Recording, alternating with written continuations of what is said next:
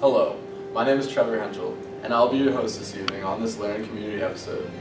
I'll be interviewing Stonehill College students on their experiences while they were traveling through Cuba for 10 days. These students have studied rigorously prior to going to Cuba to better orient themselves with their history, economy, and more. I'll be asking the students the tough questions so they can reflect on their experiences. Vámonos. Tell me a little bit about day one. I think when we got to the airport, we expected it to take forever in Cuba because we were all prepared for it to be very polychronic. But security was pretty easy. I think we got through pretty quick. And they barely checked the health forms when we got through.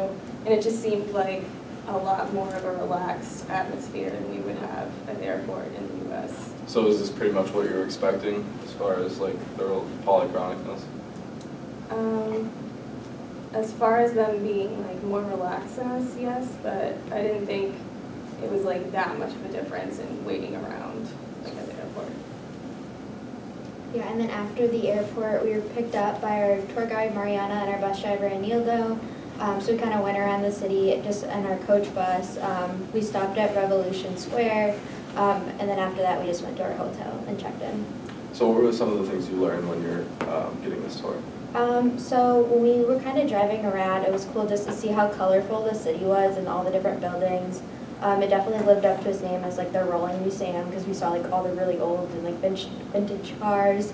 It was also interesting because Mariana was talking about how in Cuba the education's free, but something that I learned just that first day was that people who graduate from university have to do 3 years of social service to kind of repay their government back for their free education. So that's what Mariana was doing with her, as a tour guide or a translator. So that was something that I kind of learned that first day. Great, thank you.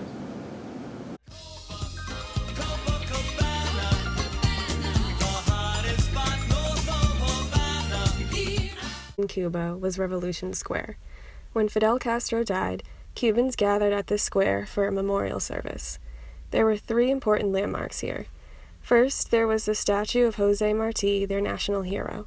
José Martí helped organize the troops against Spain when Cuba was looking for their independence.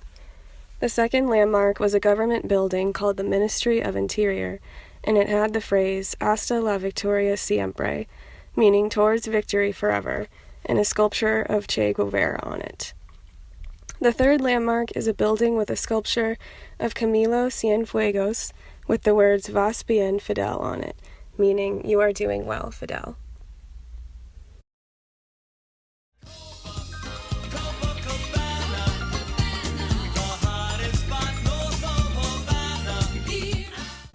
Hi, I'm sitting here today with Ned, Toddy, and James. Could you guys tell me a little bit about the second day in Cuba?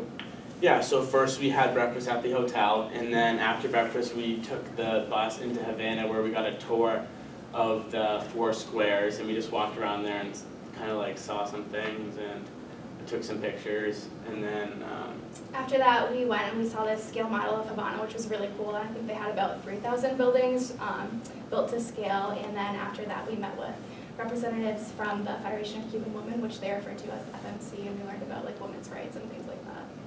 Then for dinner we ate at a great paella restaurant, and after that we went to the CDR.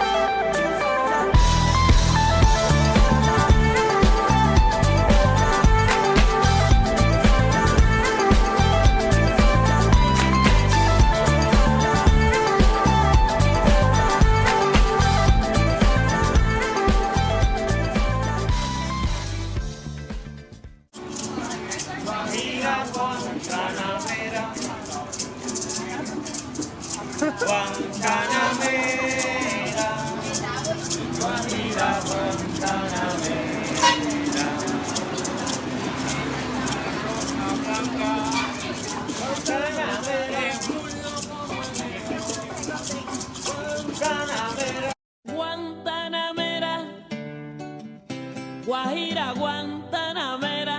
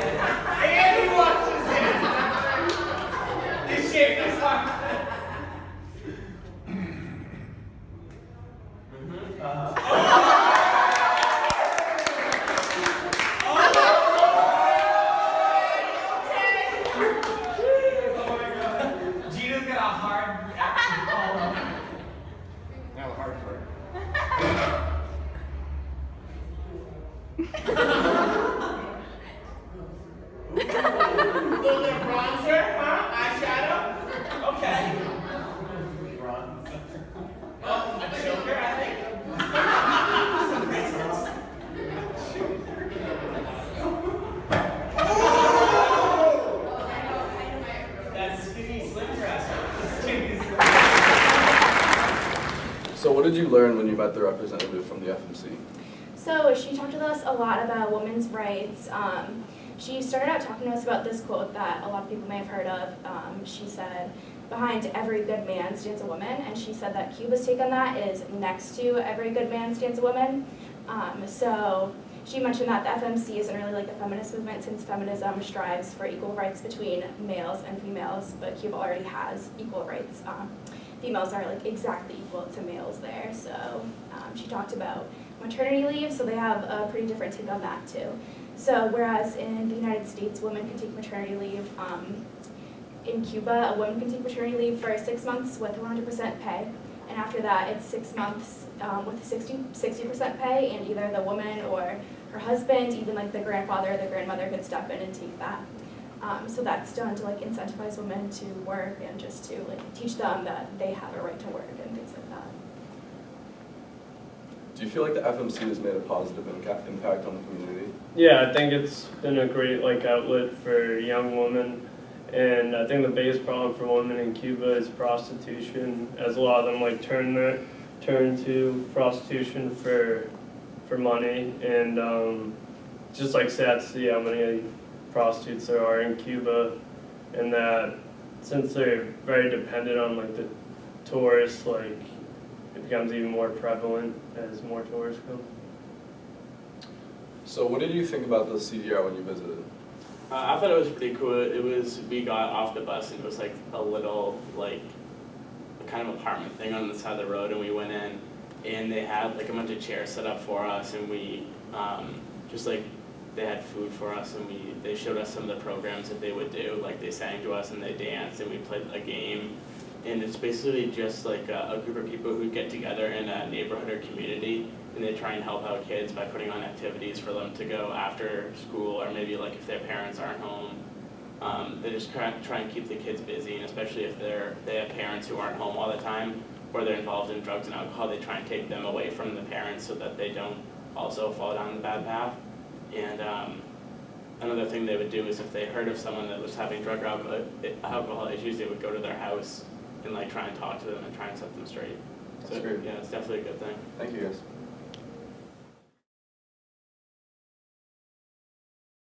You, Gina, and Kayla, could you guys tell me a little bit about day 3? Yeah, so first we went to the Callejón de Hamel, which is like a whole street with like different artwork and murals, and then we got a presentation about the Cuban African religion and like a Roomba dance, and that was really cool.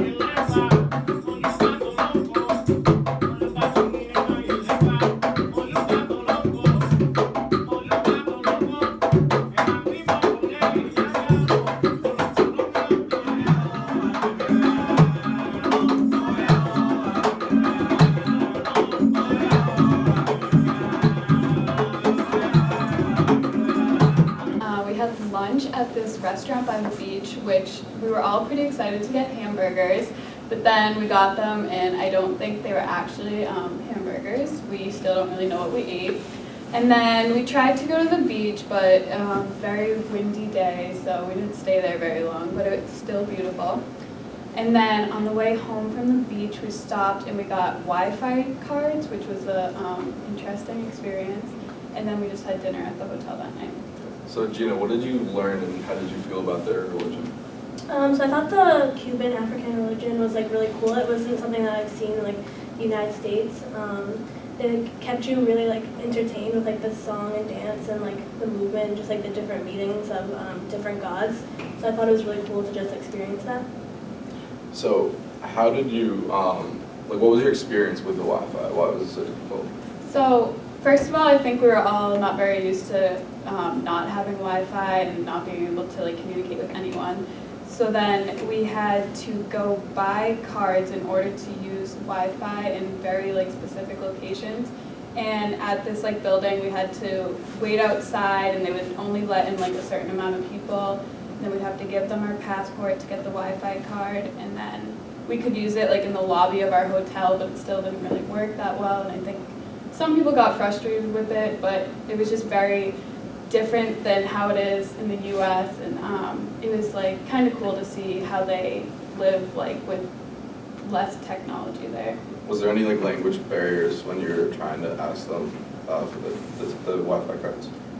No, I think the people there, for the most part, spoke like English. Since They it was, like, government pretty owned. much just said passport and money, and Great. that was pretty much it. But, Awesome. Thank you guys. yep.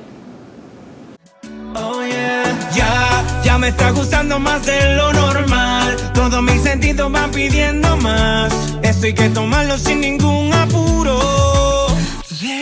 Despacito, quiero respirar tu cuello despacito. Deja que te diga cosas al oído, para que te acuerdes si no estás conmigo. Despacito, quiero desnudarte a besos despacito. Firma las paredes de tu laberinto y hacer de tu cuerpo todo un manuscrito. Sube, sube, sube, sube, sube. Quiero ver bailar tu pelo, quiero ser tu ritmo. Que le enseñes a mi boca. Hi, I'm here with John. Could you tell us a little bit about day 4? Sure, on day 4, it was a Sunday, so we had the great idea, let's go to church. So we did. Went to this church about 30 minutes away from where we were staying. And Mass in Cuba was a little different than Mass here in the United States. First of all, it was in Spanish. Couldn't really understand the pastor either. The microphone was giving a little bit of difficulties. Yeah. But one of the big differences was that people would just come in and out of Mass. It didn't matter whether they were sitting there from the start, whether they just got there. They'd go up, they'd pray to the altar of this patron saint of the church. I forget who it was specifically. It's like But- Santa Rita, I think. Yeah, so- but they had the doors open, which was strange. Well, yeah, so they'd go in, pray and leave, and nobody would say a word. And then once Mass was over, everybody would go around. They'd do this thing where they put their fingers to their lips and tap the statues that were in there too. So it was really, really different, but cool all the same. Right. So what were some of the key differences? You kind of touched upon it, but Just mainly those. I mean, I also felt that they hold their faith a lot more. And I remember the pastor was talking about things that really impact their lives. I think it was technology they were talking about, and how technology can become a savior for the country, but also destroy interpersonal communication amongst people. And it's kind of a foreshadow of what kind of happened here. yeah, definitely. Thank you, John. No problem.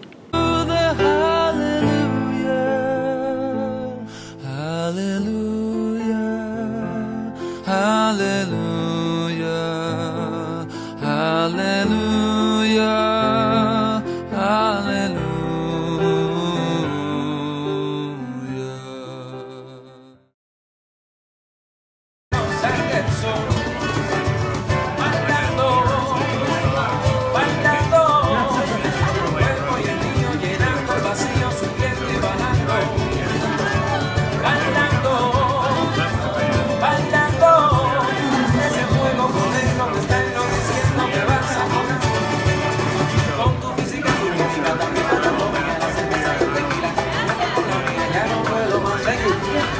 Ya no puedo más con esa melodía, mi valor, tu fantasía, filosofía, mi cabeza es la vacía. Ya no puedo más, ya no puedo más.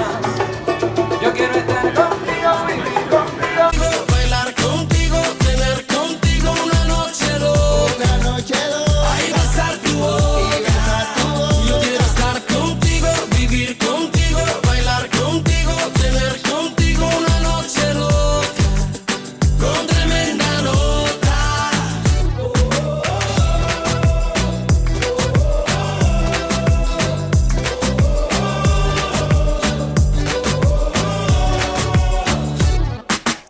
Tú me miras y me llevas a otra dimensión. Tus latidos aceleran a mi corazón. Qué ironía del destino no poder tocarte.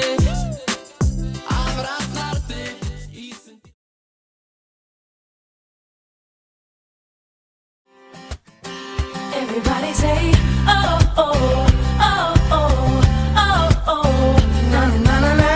Oh, oh, oh, oh, oh, oh, na na na na. Oh, oh, oh, oh, oh, oh, na na na na. Oh, oh, oh, oh, oh, na na na. Driving in a fast car, trying to get somewhere. Don't know where I'm going, but I gotta get there. A veces me siento perdido, inquieto, solo y confundido. Entonces me ato a las estrellas y al mundo entero le doy vuelta. I'm singing for somebody like you, sorta like me, baby. Yo canto para alguien como tú, por la oreja, nena. Oh, oh, oh, oh. So what did you guys learn about cinesex? I thought it was really interesting when we visited because while Cuba was ahead when it came to women's rights, I didn't necessarily feel that they were ahead when it came to the LGBT community and their rights because it's still illegal for gay marriage in Cuba, which is something that is like a new thing in America, but still really great. And so, yeah, I just thought that was interesting.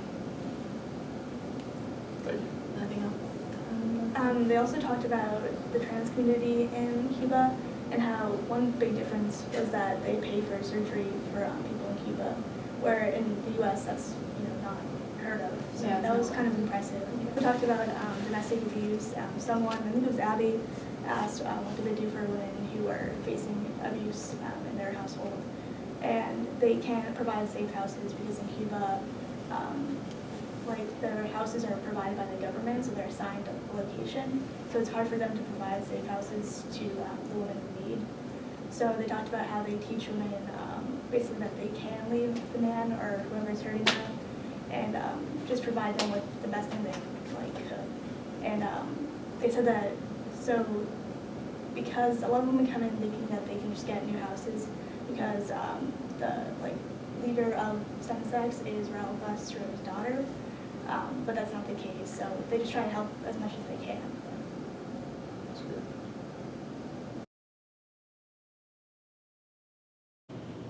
Hello there, I'm Juan, and I'm replacing Trevor Henschel tonight on the Learning Community Channel. He's out sick with a bad case of the swine flu. I'm here with Tito and Mike. They're here to discuss their day in Cuba. Would you guys like to explain a little bit about what you guys did? Yeah, so we started off with a lecture in downtown Havana, and it was on culture and music inside of Cuba. So the lecturer talked about transculturation, which is the process of bringing together different cultures into one larger culture or different subcultures. And he was telling us that the transculturation in Cuba derives from different countries such as Europe, Africa, and the United States, and also China. And all these different cultures come together to form the different categories of music in Cuba and the different foods inside of Cuba as well. And then after that lecture, we went to a farm and we talked to Isis. Don't worry, it's the good Isis. That was the name of the farmer. Really? And she told us, yeah, it was pretty insane. So we talked to her. She was a very funny woman, and she was telling us how the government funds cows and promotes agriculture in Cuba. So she was saying that what will happen is the government will give the farm a cow, and the farm is responsible for providing food to the cow and just making sure the cow grows and gets fat so it can be used in the future for beef.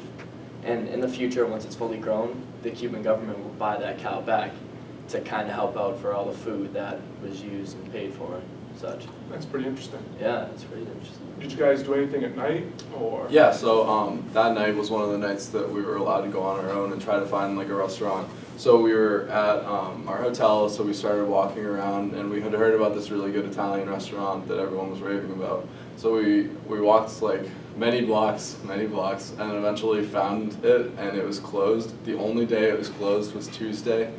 So we kept walking and eventually found this nice place, and we walked inside and saw JL, James Lee, and Soleil Don't Play, Professor Soleil, and they were eating together. It was romantic, so they took us eventually after at least 15 minutes, probably 10 minutes of waiting. They took us to this little secluded room. which was probably a good choice on their own because we can be loud. So we sat down, and it took them once they finally got our drinks orders and stuff, it took them forever to get our drinks. And then eventually when we finally got our drinks, we ordered our food, but James and I wanted pizza, and our second choice was some pasta dish. And we ordered the pizza, and they were like, sorry, we're out of pizza. Really? And then we ordered the pasta dish, and they were like, sorry, we're out of pasta. So those things don't normally happen in the U.S. because it's much more efficient, much better inventory system, I'm sure. So it's kind of like a culture shock right there, just being at a restaurant and getting denied your two choices. So we went with the steak, and it was good. That's always a plus. But yeah, it was a good night. It was a good place. Do you want to continue? How'd you get back to the hotel? Yeah, we didn't really go back to the hotel just yet. So we wanted to go explore downtown Havana some more. So on our walk back to the hotel, we saw this red, the brand of the car was called Lotto, and it was just totally blacked out, tinted, you couldn't even see inside. So with my Spanglish, I flagged down the guys, and I'm like, hey, are you a taxi? And they're like, yeah, you want to ride? So we hop in this tiny car. It's myself, Trevor, Ned, and James, and we go down into downtown Havana. These guys are just bumping loud music, and it was pretty insane.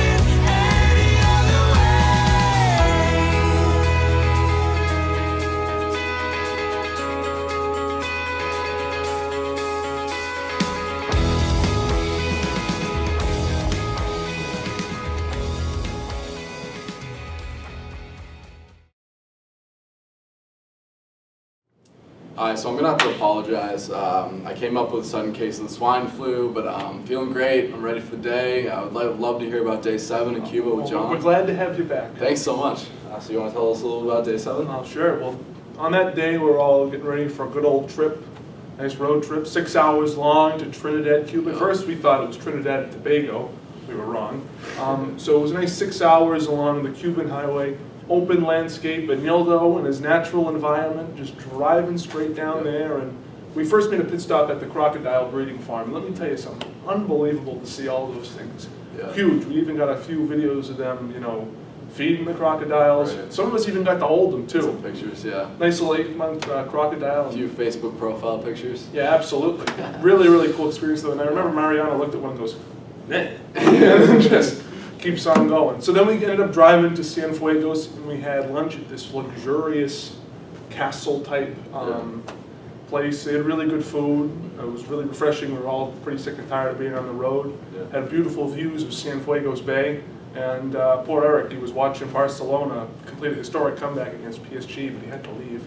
You know, the poor guy. But anyways, as we then kept going from Cienfuegos, I don't think any of us anticipated what we would see. Great landscape, mountains, hills, ranchers. It was kind of like being in Wyoming, to be honest. But there were some moments on that bus ride where you could see people coming out of our Utah bus on a horse and a carriage. And we were in Havana the whole time. We were like, you know, I wonder, they must love their government so much, especially here. That's all that they say. But I'd really like to, you know, reach out and ask them, what do you think? I mean, they're literally hours away from Havana with no real connection to the real world. I wonder what they... Music. No Cuanta La Mira, that's for sure. No. But I really would like to just ask them, what do you think? But we didn't get that opportunity. Yeah. So, but we did get to see the Bay of Pigs Museum. Yeah. So you talked quite a bit about the countryside. Do you want to explain your experience about the Bay of Pigs Museum? Eye-opening, for sure. You know, we get there, it's in the middle of nowhere, like this is it. But you go inside and all on the walls in Spanish is how Fidel knew this plan was coming and just breaks down everything that he did to stop it. And when you look at it, especially towards the end, it talked about how they view us as imperialists of the Western Hemisphere. And it was really eye-opening, especially there's a whole phrase in a letter he wrote to the people of the Latin American world and to the world in general, saying, we're not going to let Yankee imperialism dictate the world. And this revolution is for all people, not just the Cuban people. And then it showed pictures of people all over the world celebrating it. So I thought that was really eye-opening. Great, thank you so much, Sean. Yeah, no problem.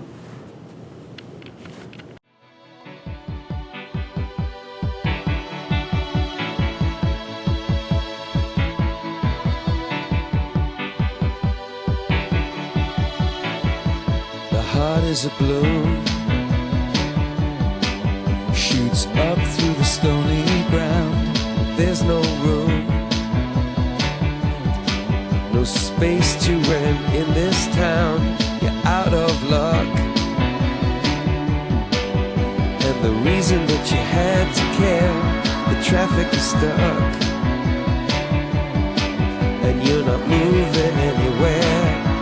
You thought you found a friend to take you out of this place, someone you could lend a hand in return for grace. It's a beautiful day. Sky falls, you feel like it's a beautiful day. To let it get away on the road, but you got no destination. You're in the mud, in a maze of her imagination. Your love is down, even if that doesn't ring true.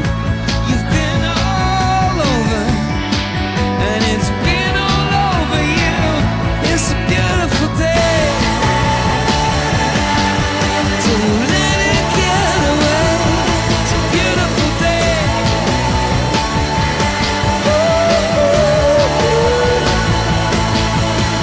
Touch me,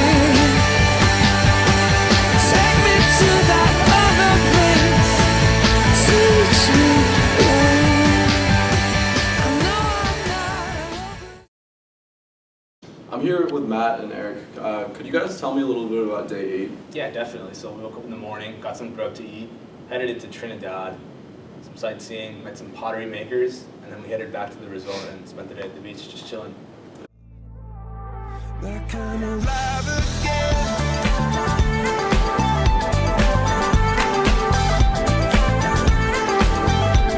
Alive again. Are you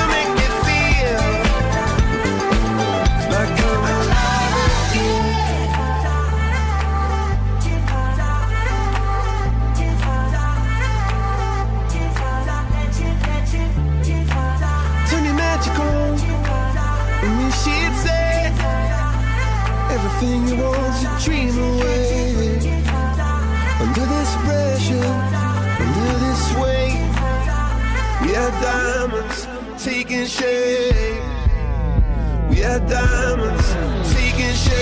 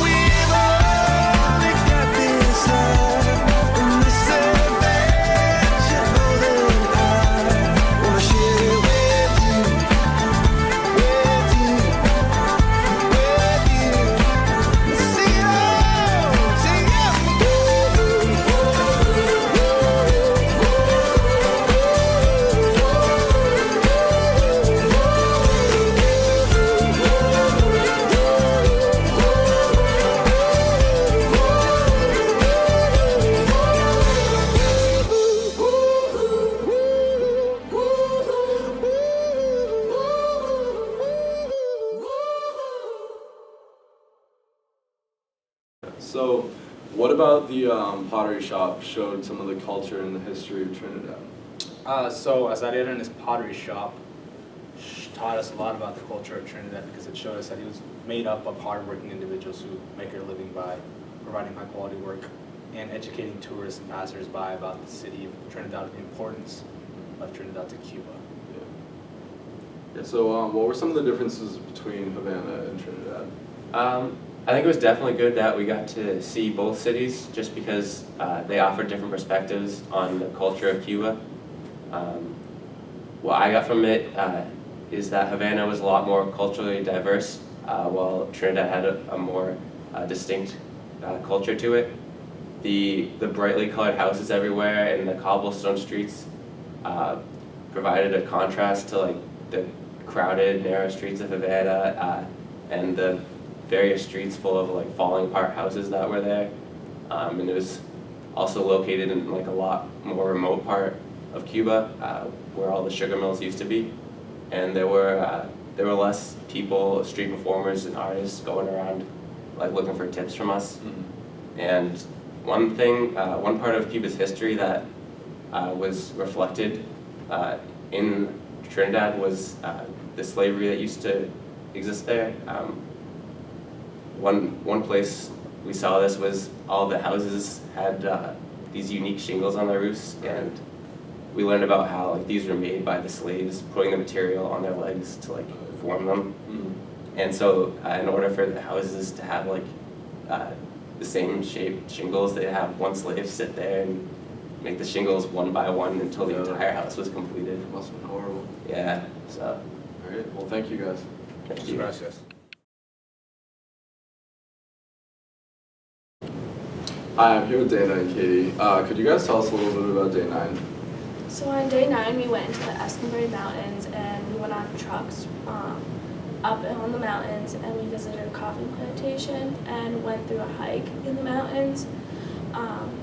We then went back to Havana to our hotel.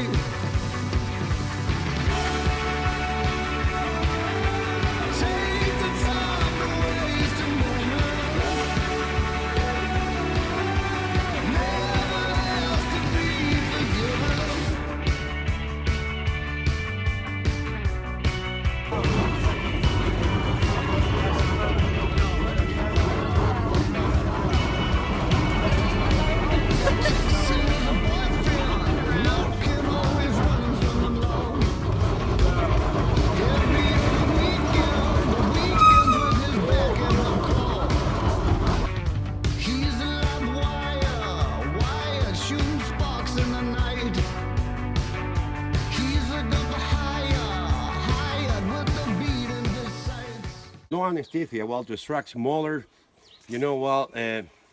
teeth and fangs. So, well, they prescribe this remedy. To do this in your home, you came back in 3 days, and the doctor with their very fingers, not a twister or clamps or nothing, chup, go home. In case of hemorrhages, come on, could I? This is what people cheat.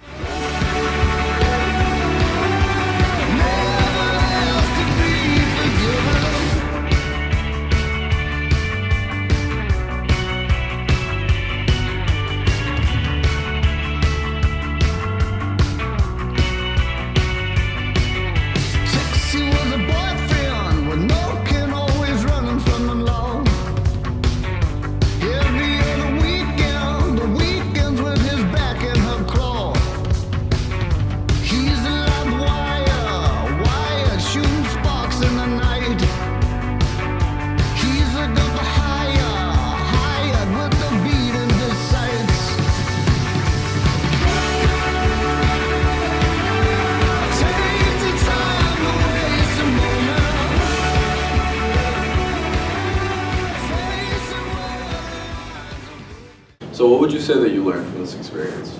We learned that the Cubans use herbal remedies in order to, for medications, and they didn't really have a lot of Western medications like we do. So what did you learn about the Cuban culture as a whole?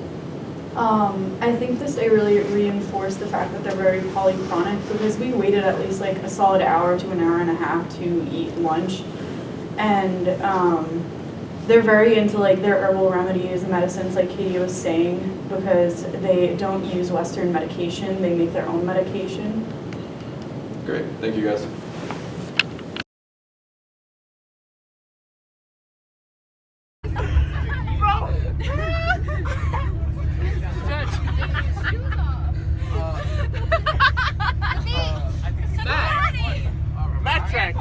You guys are gonna lose it. Format!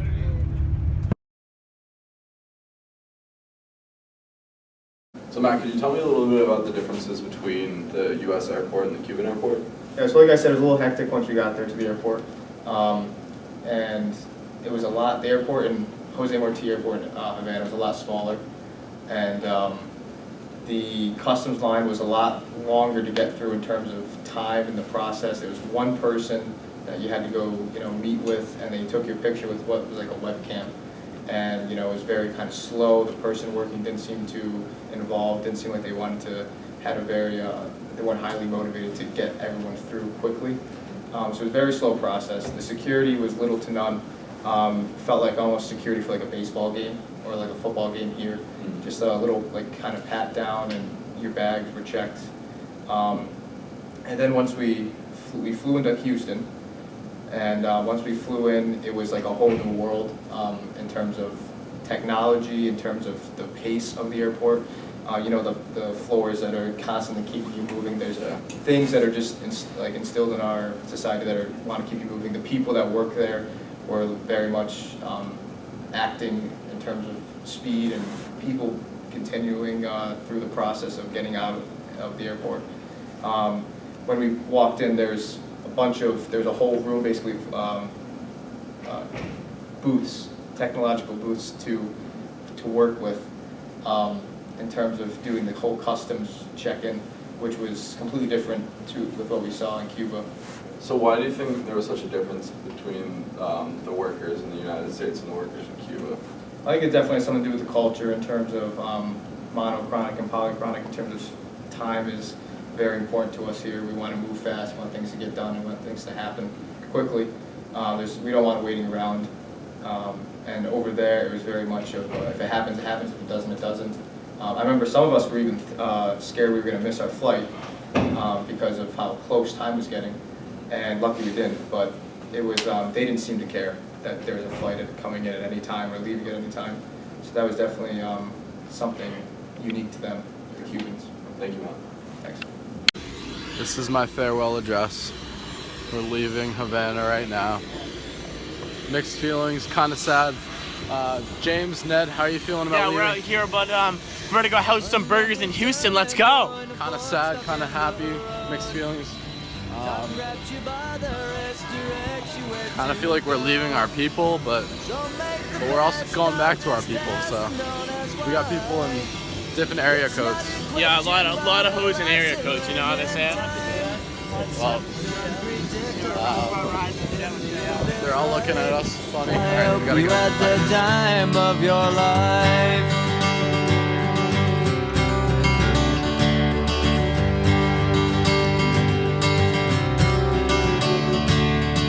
So take the photographs and still frames in your mind, hanging on a shelf in good health and good time. Tattoos of memories and dead skin on trial. For what it's worth, it was worth all the while. It's something unpredictable, but in the end it's right. I hope you had the time of your life.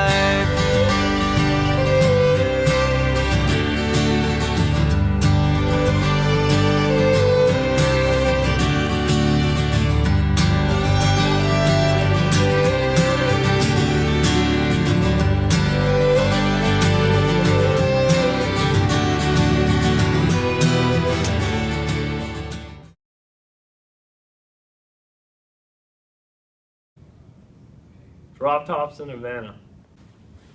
I miss the city art. I miss the good food. I miss Mariana and Anildo.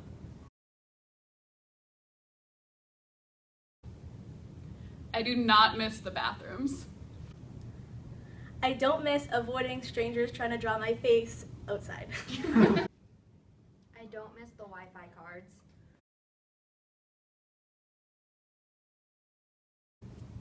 My favorite part was taking the taxis around Havana. My favorite part was taking the Russian trucks up to the mountains on our last day there. My second favorite part was smoking Cubans with Castro in Havana.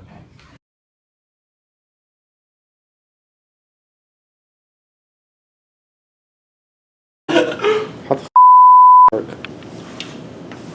Am I shooting now? Is it on? Oh, is it? Tonight I'll be replacing Trevor Henschel on the Learning Community Channel, for he is out sick, bad case of athlete's foot. Would you like to tell me a little bit about your day, Tito and Mike? Yeah, sure. So my name is Mike, and on the first day, let's run that back.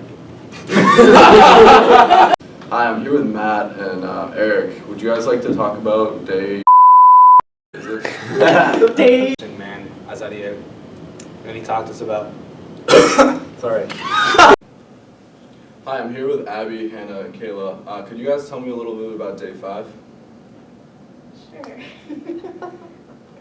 I thought you were going first. No, I thought Kayla was going. I thought. Okay. James, could you guys tell me a little bit about day 2? Yeah, so first we started off with a guided tour of Havana. We visited the 4 squares that were there and just kind of looked around at them and saw some cool things. Dude, I don't know, this is weird. I'm just staring at the camera and looking. Okay, start over. Take 5. I don't think I can keep doing this. Right. Hi, I'm sitting here today with Ned, Toddy, and James. Stop smiling and laughing. Just keep going if he does that. Just keep. I'm running this. You can't just be giggling over there while I'm talking. Alright. I just can't take you seriously. Okay, I got it. Dude, take me seriously. I got it. I'm sorry. Alright, this is going to be a long time. Yep. So do you feel like the FMC has made a positive impact on the community? Yeah, I think it's definitely helped young women in Cuba, and I think a big issue in Cuba for women is like prostitution, because when we were down there I noticed there was like a lot of prostitutes and God. Just keep going. Next question. So what do you think